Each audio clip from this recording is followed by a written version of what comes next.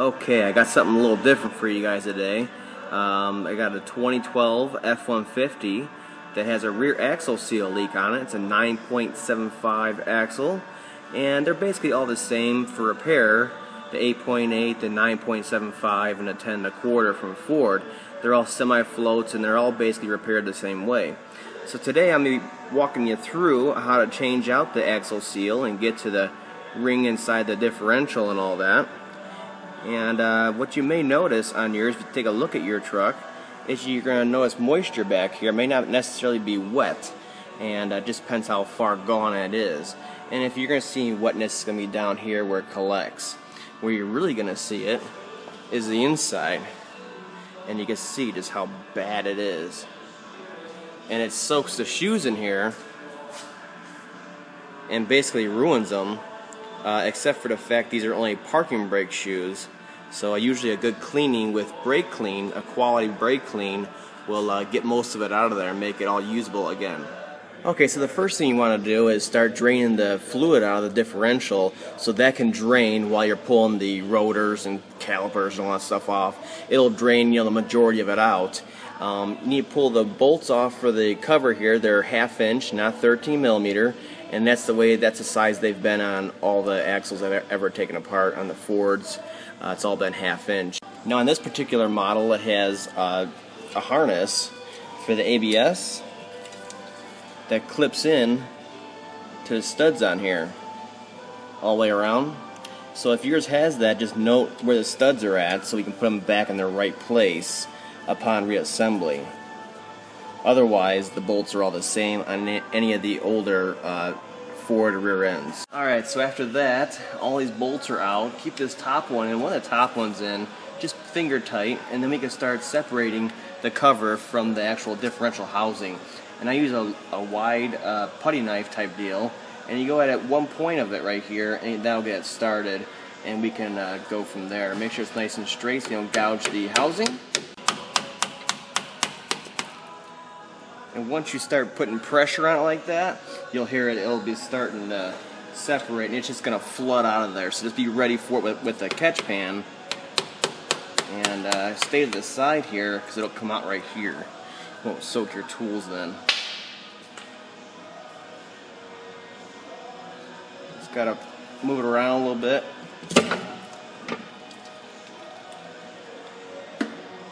You'll see it'll come out. Our bolt up top will hold it for us, so we're not having a big splashing mess. And then you just let it drain out while you're doing the other steps. Take your wheel off, and then we're going to take the brake caliper off. And on the older models, there wasn't a full bracket like this where it encompasses the rotor. It was just it stopped right here. So you just need to pull the caliper off on those in the pads. Whereas this one, the new style F150s, you have to pull the bracket. And we're going to pull the bracket and the caliper all together. So you just take out the actual caliper bracket bolt right there. And there's one on top. And these ones are 18 millimeter. And we're going to lay this whole caliper and bracket assembly to the side. And then we're going to start working on getting this rotor off of here and free. Okay, make sure your transmission's in neutral, and then we can start spinning this. And we got to find this bolt that goes through the cross right here and get that out. And usually they're 5/16. This one looks like it's a 3/8, a little beefier on the new trucks. So we're going to take this bolt out of here, and then we're going to get this cross pin out of here, and then I'll be able to push the shafts in, pull the C-clips, and then pull the shafts back out. All I gotta do is put a box end on there and we'll tap it. The brake torque on it. It's not on there very tight, it just has a lot of Loctite on there. And they can use a regular ratchet on there or gear wrench. Works really nice. Get this bolt out of here, off to the side. Make sure it's out all the way.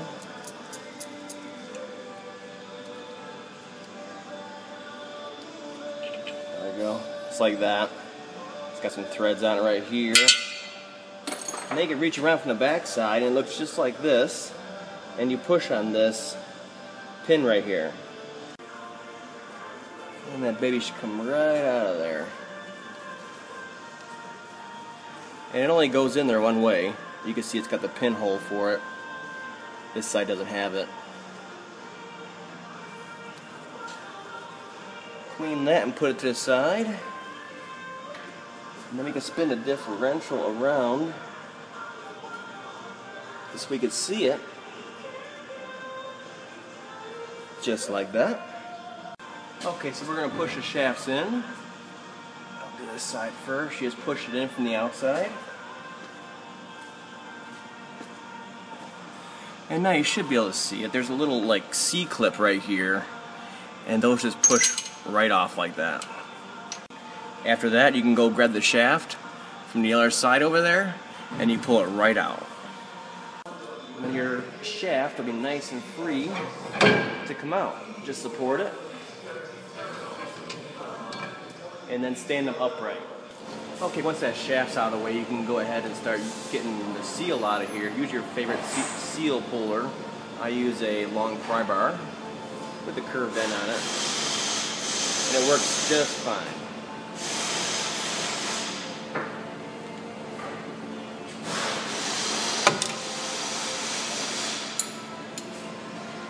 And then just go around the outside here and get all this sealant off of here. I use a small flat blade screwdriver. It kind of falls off. It's not too bad. And the inside's usually clean. It's just this chamfered edge here. There's a little bit on it. You can see it up here.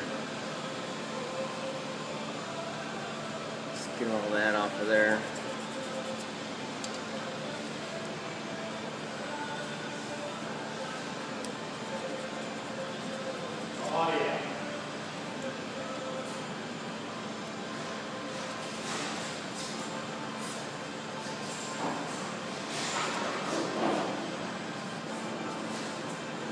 This is a good time to clean off the shoes, the friction material, with the brake clean before the new seal goes in. I like to stuff the axle tube here with some rags. Just don't forget them. We can just soak this area and not worry about anything then.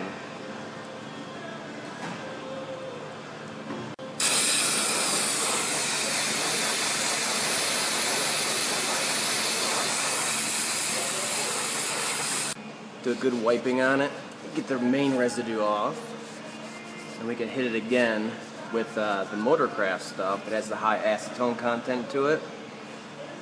We can get as much off as possible. Like I said, replacement of the shoes is best, but this company is deciding not to. And there it is. It ain't pretty, but it'll definitely work when needed, and it's an option.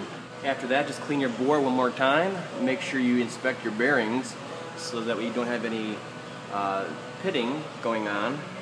And then we can start installing the seal, and you can see how this one will go right in the center of this and perfectly center it for us. So you can't really mess it up.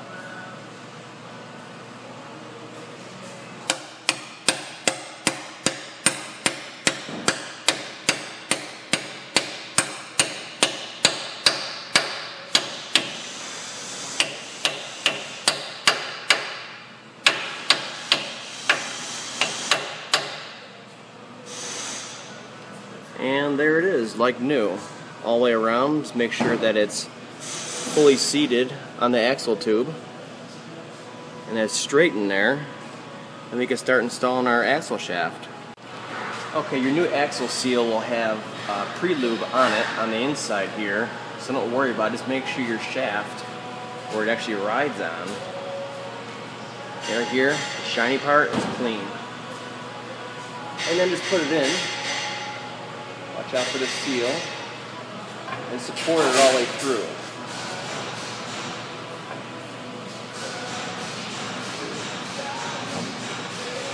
I have to pick up on it a little bit so it actually goes into the differential down there. And then just move it a little like that till it splines, and then push it in all the way.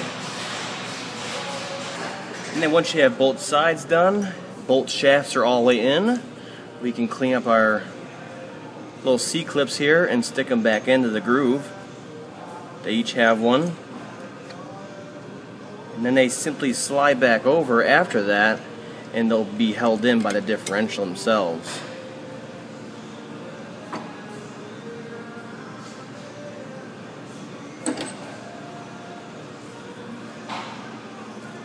Make sure they're fully inserted.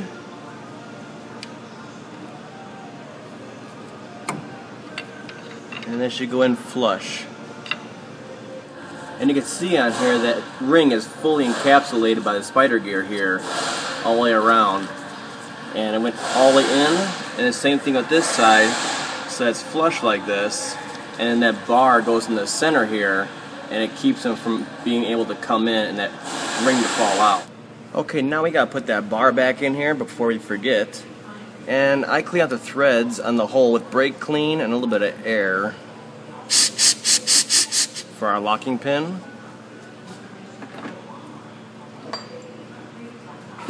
Clean your bar up right here and make sure the hole for the pin is lined up and is on this end. And we can just simply tap it into there and it should line up.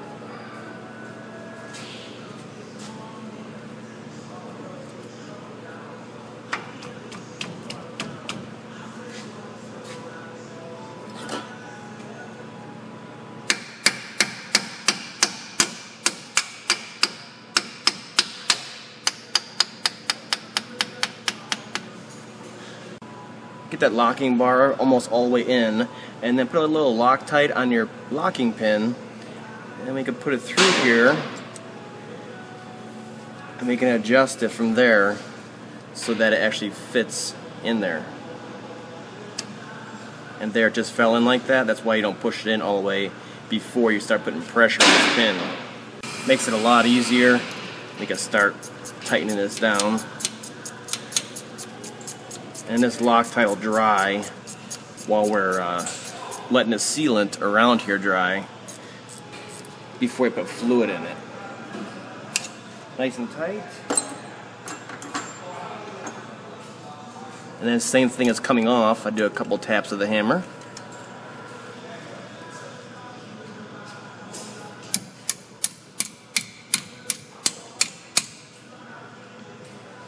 And you can feel it getting nice and tight. Right about there.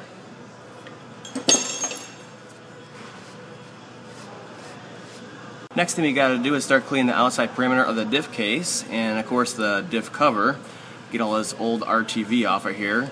Make sure you cover up your differential housing in here with rags and the such, so you won't get a bunch of debris in here when you're cleaning it all off. Keep most of it out, and then we'll do a final cleaning. That way it looks something like this, and it fully covers everything, and there's multiple layers of protection to keep all that debris out. And I already cleaned the outside surface here, so you can see either it bounced off of here or it got caught up in here, and keeps the inside of there nice and clean. It's hard to clean inside there, so you don't want that grit floating around there. Last thing you got to do with this is clean out all these holes of fluid and debris and old sealant, so you get a good clamp load and an even clamp load on the cover.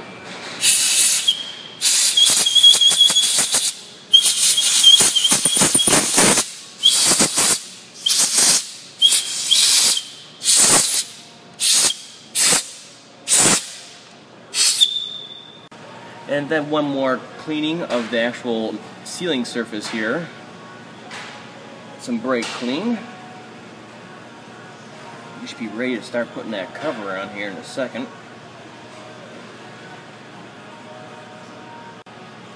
Get all the rags out here. Make sure you do a thorough inspection. You got no extra rags in here.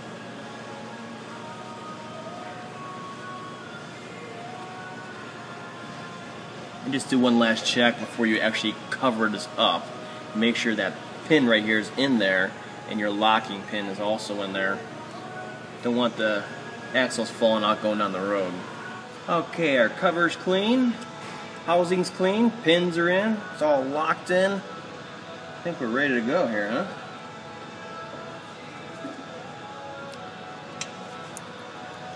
You put sealant on your covers, make sure you go on the inside of the bolt holes like that, and try to do one continuous bead as best you can. And put it on there as straight as you can.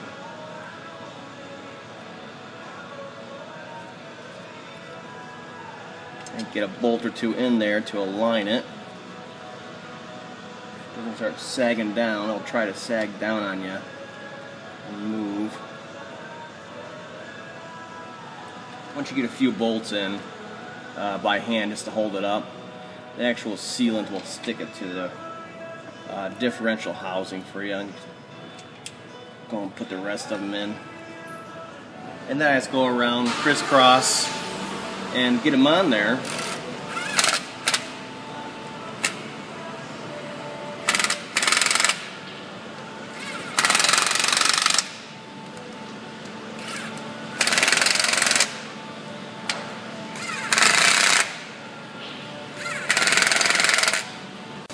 And then once they're snugged down evenly all the way around, we can start going, jumping around and torquing them down. The torque spec over the years has always been 33 foot-pounds. And still the same, even on these 2012s. So I imagine the 13s and 14s are the same also. And just jump around. You should see a pretty even, you know, squish out of sealant all the way around once we start torquing it down.